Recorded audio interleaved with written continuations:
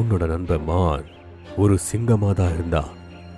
மானது என்னோட சாபத்தினால இது சிங்கமா இருக்கும்போது பாவப்பட்ட காட்டுவாசிகளை கொண்டு சாப்பிட்டுக்கிட்டே இருந்துச்சு. அதனால இந்த சிங்கத்தை பாவமா இருக்கிற மானா மாத்திட்டேன். அப்பதான் இதுக்கு தெரியும் சக்தி இல்லாம போனா என்ன ஆகும்னு. மானா மாறினதுக்கு அப்புறம் விழுந்து விழுந்து இது அழுது. அப்ப நான் இதுகிட்ட சொன்னேன், நீ மானோட ரூபத்துல சக்திசாலியான விலங்குகிட்ட நீ சண்டை போட்டா மறுபடியும் நீ சிங்கமா மாறிடுவேன்னு. அப்படி சொல்லி முனிவர் அங்கிருந்து போயிட்டாரு. அப்போ சிம்பா எதிர்க்க இருக்கிற சிங்கத்தை பார்த்து சொல்லுச்சு, இப்போ எனக்கு புரிஞ்சு போச்சு உன்னோட பேர் இருக்கு சிம்பான்னு நீ சொன்னேன்னு. ஏன்னா நீ சிங்கந்தா. எந்த காட்டை பத்தி நீ சொல்லிக்கிட்டே இருந்தியோ அந்த காட்டு ராஜா நீதானே.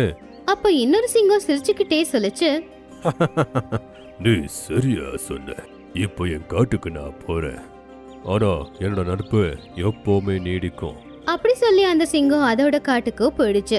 சிம்பா பில்லு டில்லு 2 பேரையுமே அடிச்சு அந்த காட்டை விட்டு அவங்க 2 பேரையுமே விரட்டிடுச்சு.